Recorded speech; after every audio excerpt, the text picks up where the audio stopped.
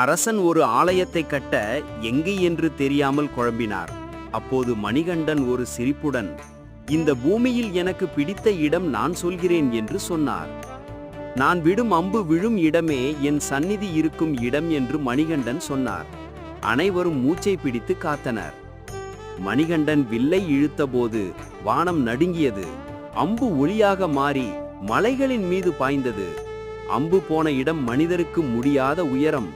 யாரும் சென்றிருக்காத மலையின் உச்சியில் அது விழுந்து ஒளியாக பிரகாசித்தது. மலையை ஏறிச் சென்றபோது அம்பு விழுந்த இடம் எவ்வளவு புனிதமான ஆற்றலுடன் இருந்தது என்பதை அனைவரும் உணர்ந்தனர். இங்குதான் என் சந்நிதி இருக்கும் என்று மணிகண்டன் அறிவித்தார். இன்று அந்த அம்பு விழுந்த இடமே சபரிமலை ஐயப்பன் சந்நிதி.